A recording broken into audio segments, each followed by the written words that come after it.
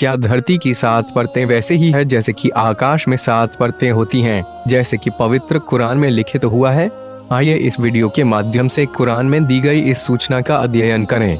आधुनिक समय में वैज्ञानिकों ने यह पता लगाया है कि हमारी पृथ्वी के भीतर भी विभिन्न परतें एक दूसरे के ऊपर रखी हुई हैं। इन परतों का वर्गीकरण इनकी विभिन्न स्तरों के घनत्व के आधार पर किया गया है और इन परतों को 7 वर्गों में बांटा गया है। इसके अतिरिक्त संख्या 7 का पवित्र चमत्कारी कुरान में और नबी मोहम्मद सल्लल्लाहु की हदीसों में विशेष महत्व है। जानकारी के लिए अध्ययन करें कुरान में गणित के चमत्कार। हालांकि कुछ वैज्ञानिक निश्चित है कि पृथ्वी के भीतर 7 ही परतें हैं, जिस प्रकार की आकाश में 7 परतें होती हैं, और जैसा कि पवित्र कुरान की आयतों में लिखित किया गया है। कुरान के माध्यम से अल्लाह ने बताया है कि कुरान की सूरह फुसिलत पाठ संख्या की आयत संख्या 12 में लिखित है 12। फिर उसने 2 दिन में उसके 7 आकाश बनाए और प्रत्येक आकाश में उसने आदेश भेज दिया, और हमने संसार के आकाश को दीपकों से सौंदर्य प्रदान किया और उसको सुरक्षित कर दिया।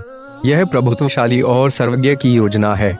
निश्चित ही इस आयत में दीपक शब्द को सितारों की व्याख्या के लिए प्रयोग किया गया है। जैसा कि हम जानते हैं कि सितारे पृथ्वी के वायुमंडल से बाहर हैं, बल्कि बहुत से सितारे हमारे सौरमंडल के बाहर स्थित हैं। पृथ्वी के सबसे नजदीक सितारे की पृथ्वी से दूरी 4.3 प्रकाश वर्ष है। यदि हम अंतरिक्ष को अध्ययन करें तो पता चलता है कि वहाँ करोड़ों सितारे हैं जो हमारे आकाश को सौंदर्य प्रदान करते हैं। हम यह कह सकते हैं कि हमें जहाँ तक सितारे और आकाश गंगाएं दिखाई देती हैं, वे हमारा पहला आकाश तल है, क्योंकि कुरान में पहले आकाश के तल की व्याख्या कुछ इस प्रकार की गई है। कुरान की सूरह अल मुल्क पाठ संख्या 67 की आयत संख्या 5 में लिखित है कि 5:5 हमने निकटवर्ती आकाश को दीपों से सजाया और उन्हें शैतानों के मार्च भगाने का साधन बनाया, और उनके लिए हमने भड़कती आग की यातना तैयार कर रखी है।